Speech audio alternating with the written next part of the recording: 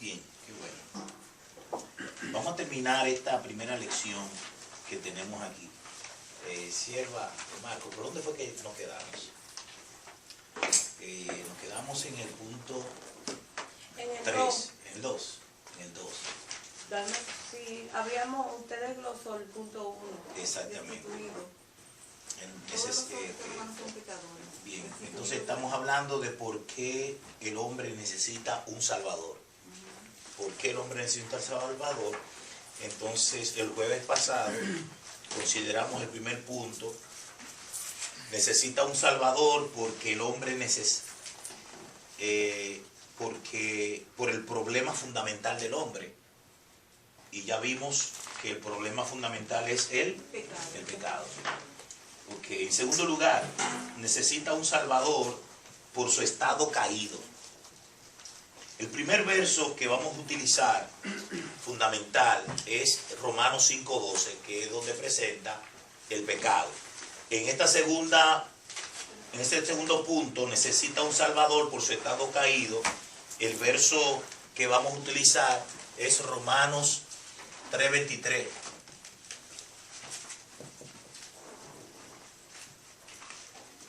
Romanos 3:23. Y la palabra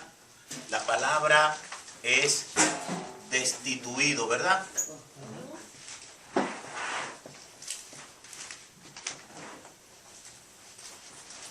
Ok. Es decir, el estado caído del hombre. El hombre está destituido. Eso es importante. Y una vez que le hablamos acerca del pecado, que es el problema del hombre, y vemos a Dios, entonces el hombre está destituido de la gloria de Dios. Significa que el estado del hombre por el pecado está caído. Y es donde utilizamos la palabra destituido. Entonces, destituido, punto A. Sí. Todos los seres humanos son pecadores. Por cuanto todos pecaron. Así que dice, por cuanto todos pecaron. Es decir, la destitución por el pecado es total, completa. Es toda, abarca toda la humanidad. Es decir, no hay ningún ser humano que no tenga la consecuencia del problema del pecado que lo haya destituido. El hombre, la humanidad completa está caída, está destituida de la gloria de Dios. ¿Por qué? Porque número uno, por cuanto todos pecaron. En segundo lugar, destituido de la gloria de Dios. Entonces en Romanos 3:23, lo que vamos a hablar en primer lugar es de que todos están destituidos por el pecado, ¿verdad? Por cuanto todos pecaron, están destituidos. Entonces la destitución es porque todos pecaron. Todos pecaron. Esto es lo primero que vamos a explicar. Lo segundo que vamos a explicar es acerca de la destitución. ¿Destituido de qué? Número uno, en segundo lugar, de la gloria de Dios. Todo pecado. Entonces estamos destituidos de la gloria de Dios. Estos dos puntos son los que vamos a analizar en este verso cuando lo busquemos. Cuando la gente lo lea, cuando la persona lea, por cuanto todos pecaron, están destituidos de la gloria de Dios, lo primero de este verso que vamos a explicar es este primer punto. Para dejar claro que la destitución es a toda la humanidad. Nadie escapa de eso. ¿Por qué es necesario presentar esto? Porque inmediatamente que tú le hables al pecador de que toda la raza humana, entonces él está involucrado. ¿Y por qué es bueno hablar de esto? Porque recuerden, nadie quiere reconocer que es pecador. Nadie. Una buena pregunta que usted podría hacer conversando con una persona, que a veces yo la utilizo, es, según ese verso, ¿Cuántas personas están destituidas de la gloria de Dios? ¿Cuántos de ahí son pecadores? Todos. ¿Y sabe lo que siempre le dicen? Bueno, según lo que dice ahí, todos.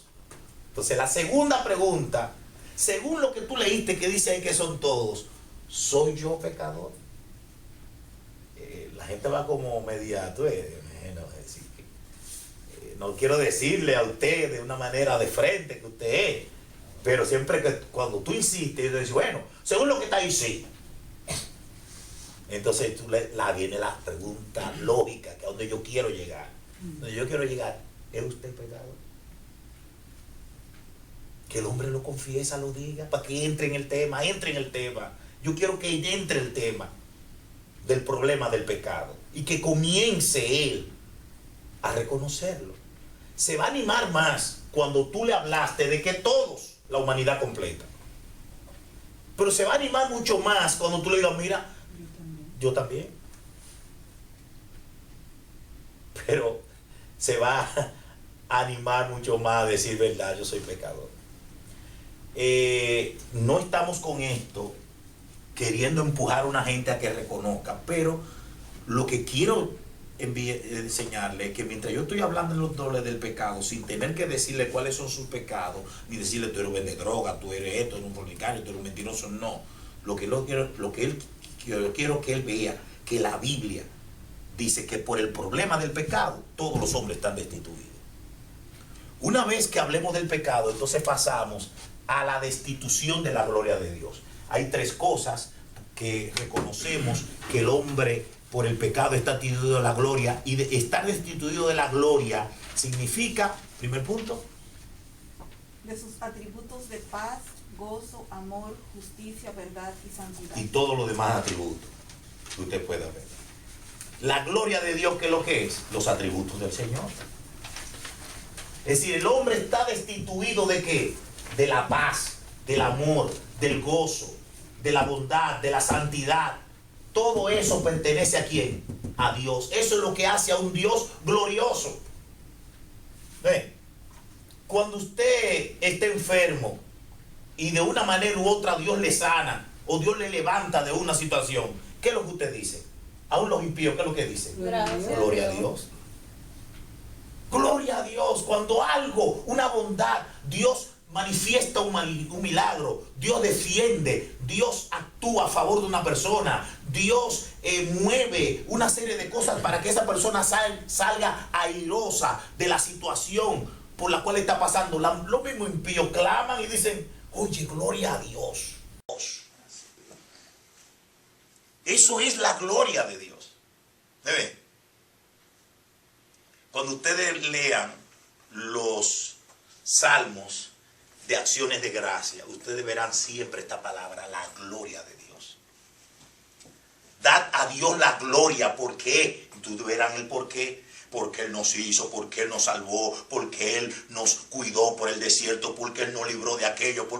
¿Qué es lo que está hablando? Del poder, de la bondad, de su amor mostrado a favor de nosotros. El hombre por su pecado está destituido de eso. No lo tiene, no participa de la gloria, no participa de su amor eterno. Ok, puede participar de una gracia general que Dios en su misericordia se la da a todo el mundo, a los malos como a los buenos. Pero esa no significa la gloria a la cual uno experimenta para salvación, ni como hijo de Dios, ni la gloria especial, ni eterna.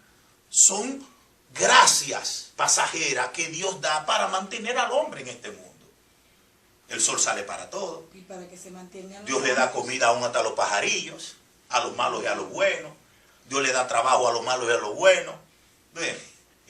Dios cuida. ¿Ustedes creen que la gente con ese trastorno pecaminoso que llevan encima y por esa mente que no tiene la mente de Cristo, discutiendo, dos gente discutiendo con ese calor de la discusión, no se dando tres balazos? ¿Por qué?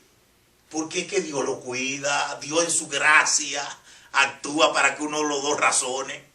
Pero el hombre, tal como nos lo presenta la Biblia, es para comerse uno con otro.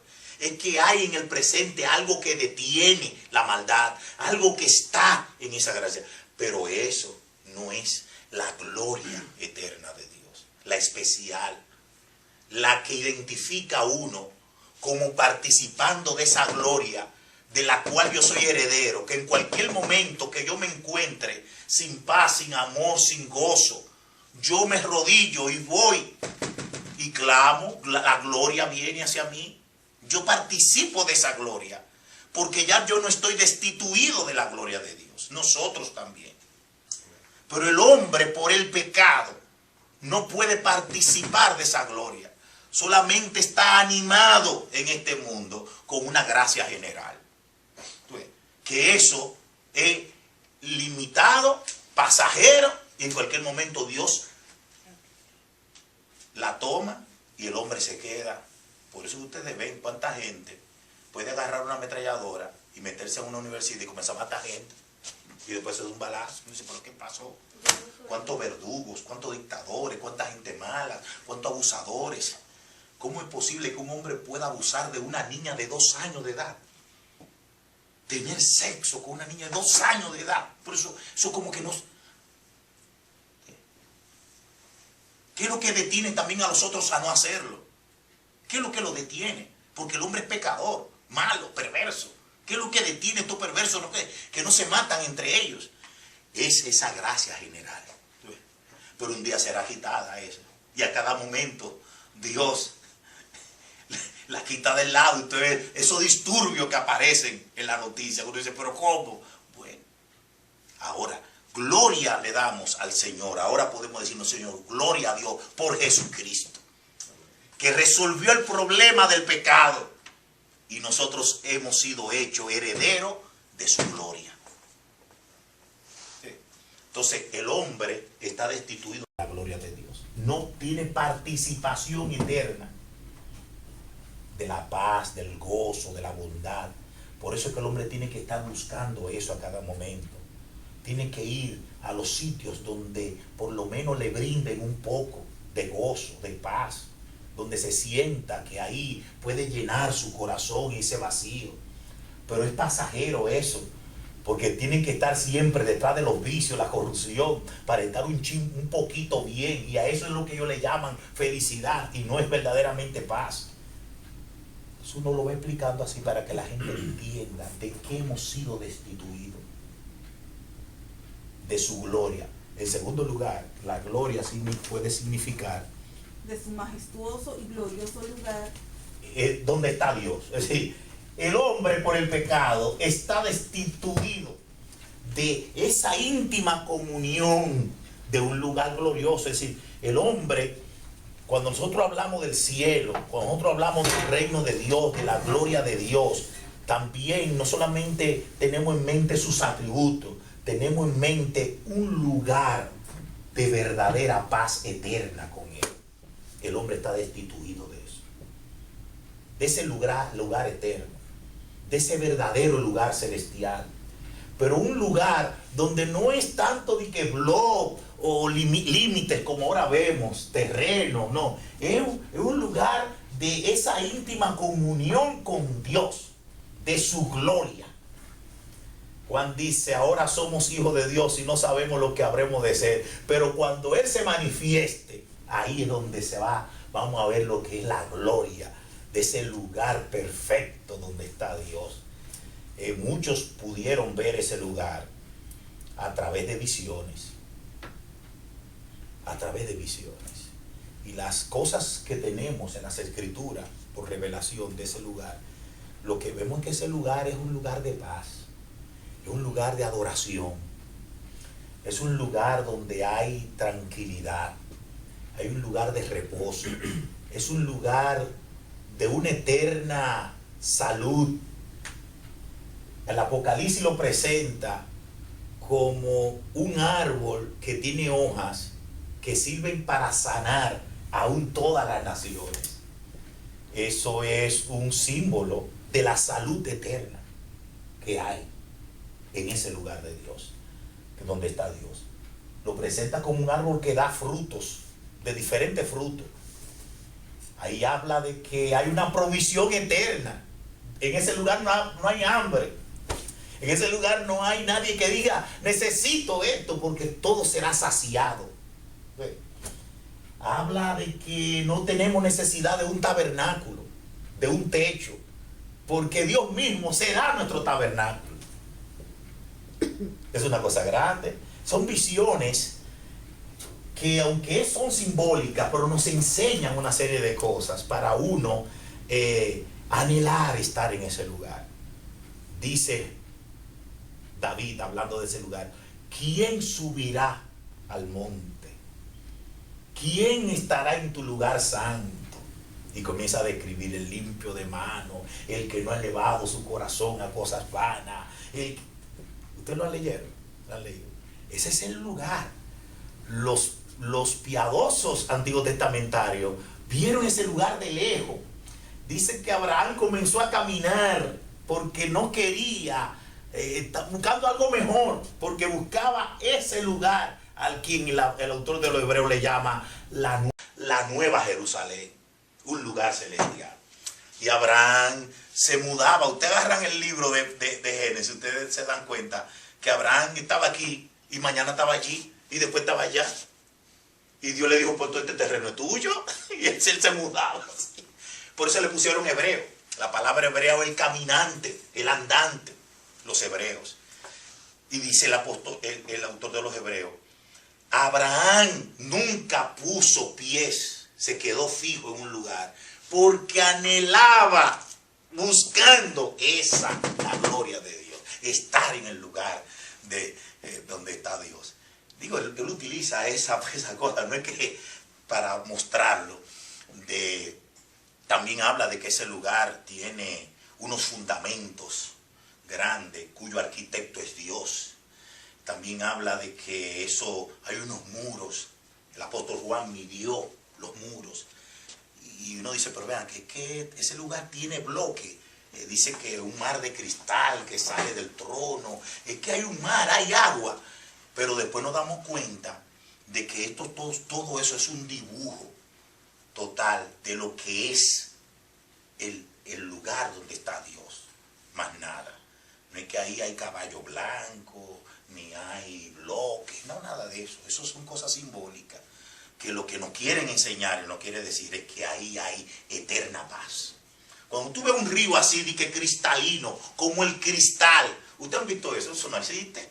Eso es un modismo, es un hebraísmo para enseñarnos de que ahí no hay, aún la naturaleza o el lugar, el ambiente, no hay nada que va a zozobrar de agitación, todo tranquilidad y reposo. Eso es lo que nos quiere decir. Y cuando uno dice, pero no hay una nueva Jerusalén, una ciudad celestial. Bueno, dice la Biblia de la ciudad celestial, pero cuando el ángel le dijo a Juan, ven que te voy a enseñar la nueva Jerusalén, la ciudad que baja del cielo. Dice Juan, yo fui y vi. Y cuando vi, ¿qué fue lo que vio?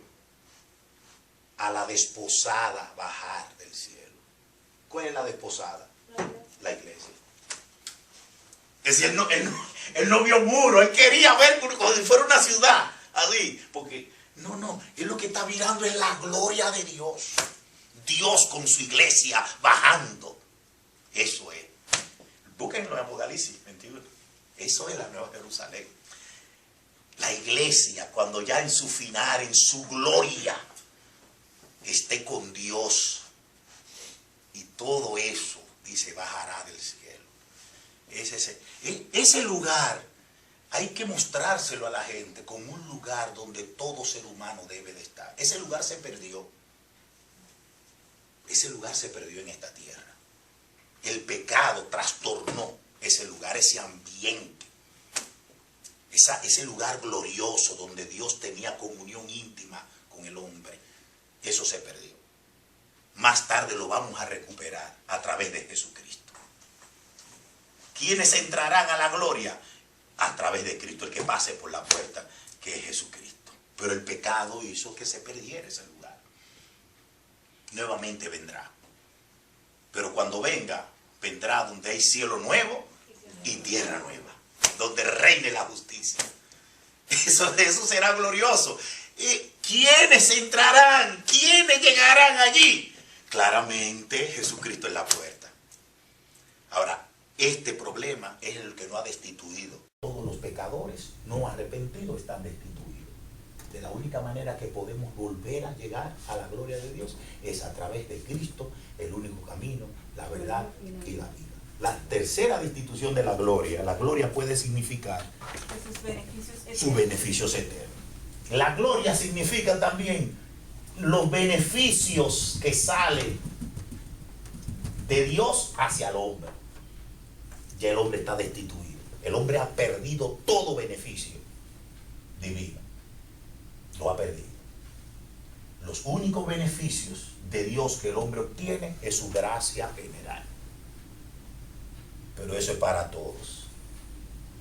Eso es para todos. Pero hablando de beneficios como de bendiciones, claramente a la única persona que Dios le da sus beneficios es a la iglesia. Hemos sido bendecidos, con toda bendición espiritual en lugares celestiales. El pecado trastornó que Dios, en su íntima comunión con sus criaturas, con los creados, le diera todos los beneficios. Señores, ¿cuántos beneficios tenía Adán? Adán estaba lleno de... Adán podía experimentar lo que es el beneficio de estar con Dios. Adán no tenía el problema que teníamos nosotros, señores. Señores, miren, Adán trabajaba y no se afanaba. El trabajo que hacía Adán en el Edén y fuera del Edén no tenía este quebranto, este dolor que tiene ahora.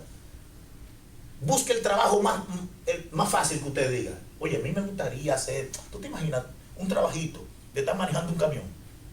Usted dirá, todos los trabajos son calamitosos, todos. Oye, tú sí estás bien, porque tú lo que estás detrás de esa computadora, eso es lo tuyo, eso que te pagan. Pero siéntate tú. Fue una sentencia divina. Por el Pecado. El pecado. Por el sudor. El sudor de tu frente. Y no desde el frente. Entonces el pecado ha traído todo esto trastornos. Entonces el hombre está, ¿qué te digo? Destituido de tener los beneficios de Dios. No lo tiene. Entonces por eso el hombre comienza a inventar para obtener esos beneficios, buscar esos beneficios. Y siempre están uno engañando a otro. Ven que yo te voy a sanar, que yo te voy a liberar, que yo dándole beneficios. Y muchas habitaciones, muchos lugares, muchas oficinas, brindando beneficios de la juventud, beneficios que te voy a liberar de esto. Mira, tú tienes un trastorno, beneficios de que te vas a sacar el premio, muchas cosas. La gente inventando porque sabe que el hombre lo perdió. Y el hombre anda buscando todos esos beneficios. Porque lo perdió por el pecado. Esos beneficios están aquí. Esas son bendiciones eternas que están aquí. Y esas solamente bendiciones Dios las ha preparado para los que le aman. Por lo cual el hombre necesita resolver este problema. ¿Cómo lo puede resolver? Cristo ha venido para acabar con ese problema del pecado. Amén. Ahí hay algo bueno que, a pesar de que el problema de Dios con el hombre y por el pecado, aún le dio una oportunidad de que pudiera acercarse a él de todas formas. De luego, ahí es que tenemos que llegar. Sí, cada vez que estamos explicando todo esto, siempre llegamos. De luego, ahí es que tenemos que llegar. Sí, cada vez que estamos explicando todo esto, siempre llegamos a lo positivo. Bueno, pero hay esto hay una solución. Dios ha preparado una solución para Él entonces darte la oportunidad que tú entres a la gloria. Que tú puedas recibir los beneficios de la gloria. Que tú puedas participar de sus atributos. A través de Jesucristo que nos limpia de toda maldad. Arrepentidos, convertidos, y ahí comenzamos y entramos. Cada uno de estos versículos nosotros también tenemos que llevarlo siempre a presentarle la solución. Mire que estamos todavía en el problema del pecado. Esta es la primera lección. Pero te digo algo muy interesante ahorita, que eso sí, cada vez que vamos a llevar, que yo sé que ustedes lo toman muy en cuenta los pastores, digo, no todos, pero los que están, los que saben más o menos, cuando van a presentar la verdad, y cuando le van a llevar a las personas a presentarle que son pecadores o cualquier cosa que están en falta, es algo que, como usted dijo, yo, o sea, lo primero que usted hizo que le enseñarle no es tú eres pecador, sino yo soy pecador. Primero yo, para después hacerte ver a ti que tú también eres, porque de esa manera la persona no ve un dedo acusador hacia él de tu parte, sino que te está enseñando algo que tú también fuiste parte de, que no es porque, no es personal, no te quiere acusar. Eso decía Pablo, él era el primero. Exacto. Pero, y en esa presentación, lo que estamos buscando es como animarlo para, acéptame el evangelio, lo que te estoy llevando. Pero una vez que le hablemos, tenemos que presentarle crudamente todo lo que es esto. Porque es individual. Sí, porque mientras el hombre lo vea global, no se arrepiente. Exactamente. Lo primero No, solamente la primera fase, es global. entrada, Tiene que ser global. entrada. Pero después que ya lo tenemos, Que ya, exacto. Entonces, que ya él, bueno, personal. mira tu problema. Exacto. Mira dónde este problema te ha llevado. Exactamente. Como dices, para que individualmente, Él sí, que espérate, haga yo. su estudio. Porque cuando uno le dice a una persona que si es pecador, por ejemplo, él dice, sí, todos somos pecadores, entonces se acomoda en la colcha de que todos somos pecadores. Exacto. Pero Lo la primera primero entrada, tiene que entrar por ahí. la primera entrada, para que vea que no vengo yo solamente Con el látigo. tú ves, Acusarlo. exactamente. Acusarlo, Si yo te exactamente. llevo, yo soy el santo, pero tú eres el maldito. No. Inclusive, miren, todos los versículos que hablan de la salvación, que hacen como, que son versos de un llamado, busquen lo que siempre está en la primera persona del plural. Nosotros. Incluyéndose. Nosotros. Y casi, por ejemplo, cuando Pablo hablaba de cómo veía el ser humano bajo el pecado, en Efesios capítulo 1, y dice, y eso éramos nosotros. En otro tiempo, y de ahí fue que nos sacó, Sí, no, es un patrón que se ve en la Biblia, incluso en la amonestación de los hermanos.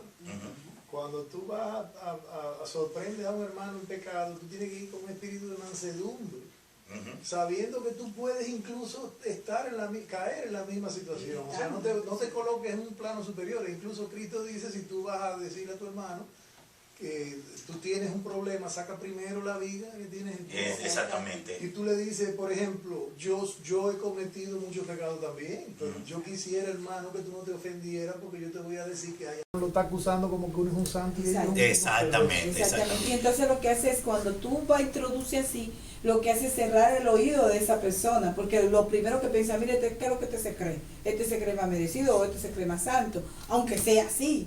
Pero es más fácil tú entrar para que te oigan. No es lo mismo que tú le dices, mira, yo también, yo fui, yo tuve, yo soy. Sí. La diferencia Miren, es esta. La diferencia es esta. Los fariseos, todo en su historial, ellos comenzaron bajo un patrón bueno. Es decir, cuando uno ve la historia de los fariseos, uno se da cuenta que eran hombres que verdaderamente lucharon por la santidad. Inclusive no se llamaban fariseos. Ellos se llamaban los santos, porque ellos estaban muy apegados a las cosas santas de Dios. Eran los únicos grupos en ese momento bajo el imperio griego, en ese tiempo de Antíoco Epífanes, ese asunto, cuando estaba el helenismo, la helenización, los únicos que procuraron defender el Antiguo Testamento fueron los santos, ese grupo. Ahí estaban los macabeos, la gente, los grupos. Y estas gentes después se corrompieron, porque se creyeron, Se endiosaron. exactamente, ellos se creían tan santos que eran perfectos, que no pecaban. Cuando viene Cristo al escenario con sus discípulos, Jesucristo elige precisamente lo que el Sanedrín nunca admitía. Es decir, Esos 12 hombres apóstoles, no sé entre los 70 porque no tenemos nombre de ellos, pero esos 12 hombres apóstoles, los que iban a poner los fundamentos de la doctrina, eran gente que tenían un pasado no fácil, todos, óiganlo bien, no eran muchachitos, eran tigres del medio.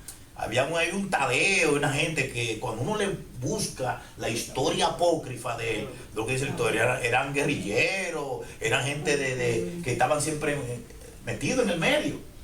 Mateo, ¿qué es lo que era Mateo? Era un pretamita, un asunto, un usurero, era Mateo. Él trabajaba en aduana. Entonces, cuando esta gente el Señor lo escoge, ¿cómo lo veían los fariseos? Estos son los que están predicando del reino, y que hablando de Dios. No podían. Delante de la postura de la vestimenta, de la santurronería de los fariseos, los escribas. Ahora, cuando Cristo comienza a predicar el evangelio de Cristo, el evangelio, fíjense a dónde va él. Las rameras, los borrachones.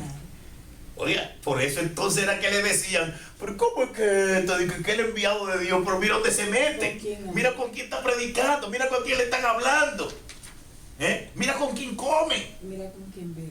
Entonces, óyelo cómo es. Entonces, Cristo le dijo, porque es que ustedes están perdidos, el evangelio fue hecho para los pecadores arrepentidos. Yo no he venido a buscar justos, sino a estos. Entonces, ¿cómo el Señor le predicó a los impíos? Cuando uno ve la predicación de Cristo, uno se va a dar cuenta que Cristo, que no pecó, ni tenía que ver nada con el pecado, hablaba de una manera que uno decía, oye, pero Cristo, ¿qué humano es? ¿Por qué? Porque hay una estrategia evangelística. No hemos venido. ¿Por qué? Porque hay una estrategia evangelística.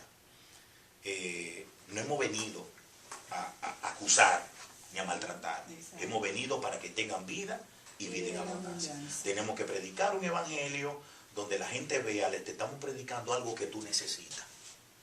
Porque yo estaba también ahí. Y yo lo he recibido. Y yo sé que eso es bueno porque mira esto. Y eso, ahí que es el tenor de nosotros, presentar el evangelio de Jesús.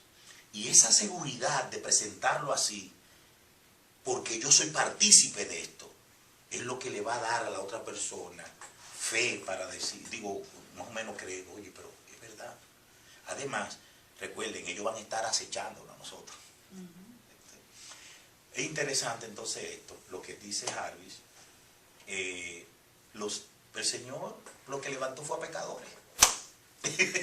Pecadores, que cuando predicaron el evangelio, todos los que estaban ahí sabían quién era Pedro, quién era Mateo, y mira pero la vida fueron cambiadas, vivieron para la gloria del Señor, y así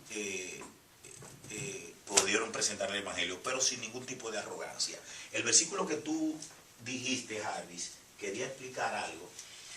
Dice la Biblia, si algún hermano es encontrado en alguna falta, vosotros los espirituales, restauradles con espíritu de mansedumbre, no sea que tú también seas tentado, eliminado. ¿Sabes que ahí en el griego no hay un por si acaso, sino una seguridad? El versículo ahí es por seguro tú te va a caer lo mismo. Es decir, si tú no lo atiendes a esa persona que pecó con delicadeza, con prudencia, con mansedumbre y bondad, tú también vas a caer en lo mismo. Es decir, no te está diciendo, trátalo así para que no, es que si no lo hace así, eso es lo que te va a llegar. Y eso usted lo va a ver porque yo lo he visto en la historia de la iglesia. Es una condena. Entonces, ¿cuántas veces yo he visto otros pastores que agarran a un siervo de Dios que ha cometido cualquier error y lo pasan por la navaja así, mira, le eliminan sin ningún tipo de misericordia? Pero lamentablemente la historia que yo he visto es que ese versículo se cumple. Con la misma vara que mides, con esa misma será medida. Con la misma rigurosidad, sin misericordia que trataste a tu hermano. Porque recuerden, un hermano que tú estás tratando, un hermano. Por eso, ¿a quién es que llama a restaurar?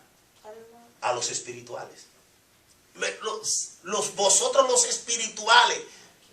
¿Por qué? Porque los únicos que pueden verdaderamente tratar a un enfermo con delicadeza es un espiritual. Un carnal no lo puede hacer, porque el carnal utiliza la caída para levantarse él. Exacto. Ahora Para tú subirse arriba. soy yo ahora, el pastor, papá. Como los amigos de Job, Exactamente. que lo que hicieron fue terminarlo de hundir. Como dice la Biblia, hacen leña del árbol caído. Nosotros no podemos. Pero también la Biblia dice que uno tiene que tener ese mismo espíritu con los que uno está evangelizando. Exacto. Esa gente que se acerca, Ujú. o sea, para tener razón de la esperanza que hay en nosotros. Nosotros tenemos... Exacto, y además ese También. es el espíritu de Cristo. El espíritu de los fariseos era acaba él, acábalo.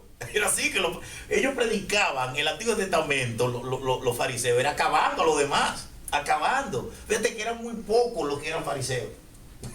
Era difícil entrar y pertenecer a esa casta de hombres santos, Dios santo entre comillas. Y cuando viene Cristo, que en vez de agarrarlo a ellos y hacer un clan con ellos y unirse a ellos, Cristo lo que hace es que busca, como dice Marcela, a los despreciados, A los viles, a los necios, a los pecadores. Y de ahí levanta joyas. Un pueblo para Porque ver. uno ve a Pedro después. Hoy es una joya. Fue tallado, pero una joya. Y Pablo. Ver Pablo, Pedro, Juan, eran hombres dignos de estar entre los apóstoles. Gloria al Señor. Y el Señor nos saca a nosotros con mucha tierra. Santiago no se Exacto. sacó el machete y le voló la oreja a uno. Pedro. O sea, que Pedro andaba con un colín para arriba. Claro. Era algo común. Ok. Miren el punto 3. Sí. Necesita un Salvador en tercer lugar por su esclavitud. porque el hombre está esclavo. Preso del pecado. Sí, fíjense que todavía estamos hablando del pecado.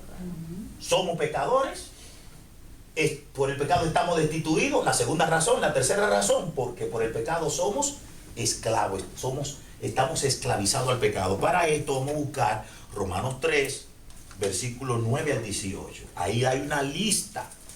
Y esa lista comienza como, miren el verso 9, ¿qué dice, sierva? ¿Qué pues? ¿Somos nosotros mejores que ellos? En ninguna manera, pues ya hemos acusado a judíos y a gentiles que todos están bajo pecado. Todos están bajo pecado. Oye, la expresión ahí bajo pecado es estar bajo el gobierno de otro. El hombre está totalmente bajo pecado. Es un esclavo total del pecado. Integralmente el hombre, su alma, su espíritu, su cuerpo está bajo pecado. Es decir, es un esclavo. Señores, y esa es una verdad. Una verdad. Aún la cosa más simple, más sencilla, más honesta o más buena del sol para abajo, por el pecado, se convierte en mal. Busque cualquiera, analícela cualquiera. La computadora, qué buena es. Esta es la maldad que hacen por ahí. Pero no era computadora. Oye, y que no es la computadora, pero el pecado del hombre agarra eso. Oye, agarraron el núcleo, mira que por ahí quitaron esto, que descompusieron la molécula, y mira, de ahí se puede sacar esto, aquello, pero también la bomba atómica. Ahora el clonaje. Pero también la bomba atómica. Entonces, lo que estamos presentando es que el hombre está bajo pecado, es un esclavo. Imagínese usted que Dios no lo hubiese destituido. Significa que todas las bendiciones, que toda la gloria, ¿qué iba a pasar con el hombre? la iba a utilizar para que bajo el pecado. Dios tiene que eximirle. Porque ya el hombre está bajo pecado. Totalmente. Eso es parte de su misericordia. Y es parte de su misericordia. Para que el hombre se sienta vacío. Para que porque ya el hombre está bajo pecado. Totalmente. Eso es parte de su misericordia. Y es parte de su misericordia. Para que el hombre se sienta vacío. Para que el hombre se sienta destituido. Para que el hombre se sienta solo. Y pueda en esa soledad clamar. Y eso es lo que pasa en la conversión. Que el hombre se siente destituido y solo. Y De lo único luego que que sí. tiene es reclamar. Lo ve, exactamente. No hay más nada. Entonces ahí entramos nosotros, tenemos que presentarle el Evangelio, que es lo que vamos a hacer. Y también muchas veces ya muchas personas han sentido eso, pero no entienden por qué es lo que necesitan y por qué se sienten. Entonces, lo que estamos diciendo es que aunque puedan ver la gloria de Dios en la naturaleza y puedan ver que existe un Dios y por diferente manera Dios se ha manifestado su existencia, su poder, su gloria, aún todavía falta algo. ¿Por qué? Porque es que hay un pecado. Ellos pueden asumir que hay un Dios, pueden asumir por la naturaleza que sí, existe un Dios santo, justo, bueno, sí, y está claro que se puede conocer, pero ese conocimiento no lo salva porque el pecado pervierte ese conocimiento. ¿Cómo? En vez de darle la gloria, sabiendo que hay un Dios, convirtieron la naturaleza en sus dioses. Eso es lo que dice Romanos capítulo 1. Entonces necesitamos quitar esto, y lo único que quita esto es cuando el hombre llega por el Evangelio a saber que es pecador y necesita un Salvador, que es Cristo. Por obligación, Señor, el Evangelio hay que predicarlo. No podemos dejar que el hombre por sí mismo llegue, porque nunca va a llegar. Es un esclavo. Y está muerto. Y está muerto. No, Y lo único que despierta un muerto es el Evangelio de Cristo. Por eso dice Pablo, no me avergüenzo del Evangelio. Voy a Roma a predicar el Evangelio, porque esto es potencia de Dios para salvación. Si nos quedamos callados nosotros, hermanos, ¿qué va a pasar? Entonces, así mismo rápido. ¿Cómo creerán si no hay quien les predique? Exactamente, ya eso es así. Miren lo que es bajo el pecado. En primer lugar, todos son injustos. ¿No hay justo? Como está escrito, no hay justo ni a uno. En segundo lugar, No hay quien entienda, no hay quien busque a Dios.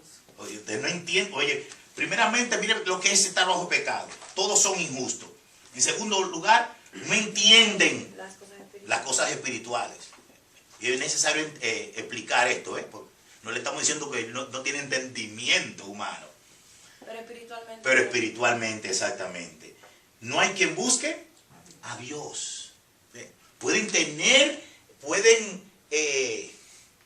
sentir y pueden decir voy a buscarle. Y pueden pero, creer que lo están pero buscando. todo esfuerzo que haga será un esfuerzo inútil. ¿Por qué? El pecado. Inclusive la búsqueda de Dios bajo pecado nunca se encuentra. ¿Por qué? Porque el pecado va a tergiversarle la búsqueda, lo va a llevar por camino diferente. Por eso se meten en los mormones, estos se van para donde José Luis Rodríguez. Y ellos están. ¿Y qué dicen ellos? No, yo estoy buscando de Dios. Yo soy de Dios. Y uno lo ve sincero, que son sinceros. Como Pablo estaba sincero buscando a Dios. Pero el pecado en él no lo llevó por el camino verdadero. Por eso esta búsqueda de Dios es que nadie busca a Dios correctamente por el camino correcto. Y el camino correcto es Cristo. Oye bien, no buscan a Dios correctamente, van por un camino equivocado. Pero ese camino equivocado está desviado. Es un desvío. Entonces cuando usted se desvía, que no va por el camino, sino que se desvió. Muchacho, tú te desviaste, te perdiste, te metiste por donde no era, te desviaste. Así que andelo. Pero no solamente está desviado, es que no tiene ningún tipo de fuerza, de fortaleza, de actitud, de motivación, de disposición para dejar ese desvío. Es inútil. Inútil. Pastor, ¿qué significa a una se hicieron inútiles? A una. Todos. Ah. A unas se hicieron inútiles. Eso Todos. lo- Es decir, Unánime. que unánime, que aún aquellos que te dicen, aún aquellos que dicen, no, mira, ven, por este camino, también, O sea, que se podría decir unánimemente se hicieron todos inútiles. cayeron, todos. Yo no entendí. Y eso le da responsabilidad al pecado de nosotros también, porque la gente dice, ven acá, pero Adán y Eva fueron los que pecaron, ¿y por qué pago yo? Porque también yo me Porque debí, también yo tú eres pequé. pecador, Y yo pequé exactamente, también, yo me exactamente. debí. Y te gusta el pecado. Pues si no te gusta, entonces, vete para el otro Adán, ven por de Cristo, ve. Eso yo le digo a la gente. Venga, pues yo tengo que pagar el pecado de Adán. No, hombre, no lo pague. Ven por de Cristo. Hay presión. Ven. Pero no quieren. Ahí dicen, no, pues te gusta Adán. Eso es- no por es que todos pecaron. Todos pecaron. Ahí que está. El 5.8. Romanos 5.8 es que todos pecaron. ¿Y qué sigue diciendo? No hay quien haga lo bueno. No hay quien haga lo bueno. Y aquí, señores, tenemos que explicar también. Todas esas cosas hay que irle explicando. Todos esos versículos hay que explicarlo. Y ahí usted se coge una visita. Isma. Una sola visita se va en todo eso. Isma. Porque cada uno de esos versículos, hay que decir, no hay quien haga lo bueno, es una acción buena que Dios la reciba como que ya tú mereces la gloria. Que no sea una acción buena para la gloria tuya, porque eso es lo que Es pasa. decir, no hay quien haga lo bueno, es que no hay ninguno de esos que se han desviado de Dios, ningún pecador puede hacer algo bueno que Dios lo reciba como un sacrificio, acto que merece la salvación, la vida eterna, la gloria. Es decir, que aún todas las cosas buenas que el pecador hace No son para dignos. Dios No son dignos. no son nada, Trapo de no merece inmundicia son. la gloria, trapo de inmundicia. Eso es lo que La dice. justicia de los hombres son Exactamente. como trapos de inmundicia. Entonces, todas esas cosas le va abriendo el sentido. ¿Cómo se va sintiendo una gente que usted le va explicando eso? Bueno, si Totalmente el Espíritu, destituido. si el Espíritu Santo lo va tocando, desbaratado. Sí, exactamente. Y ahí donde Sí, está. no, bravísimo, Y que es te allí quedó. donde, y es allí donde el Espíritu Santo lo va a llevar. Claro. Lo va a convencer de pecado, de justicia y de juicio. y de juicio. Amén.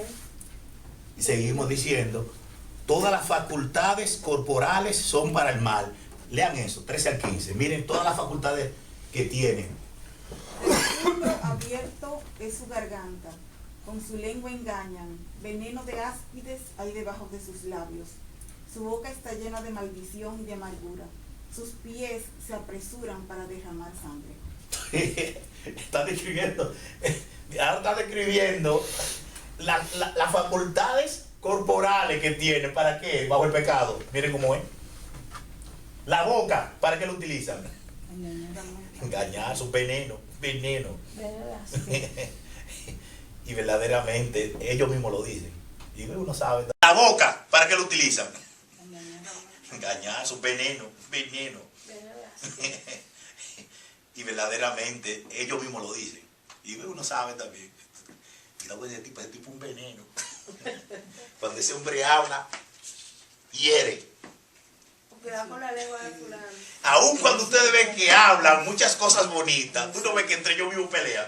Porque es que el hombre no puede hablar. Es veneno de áspide, es veneno. Sepulcro abierto, sí, verdad. Es que dice que demasiado bueno para ser verdad. Los impíos. Cuando hablan muchas cosas buenas. Se conducen bajo quebranto continuo. 16-17, ¿qué dice, cielo? Quebranto y desventura hay en sus caminos, y no conocieron camino de paz. Todo su caminar es quebranto.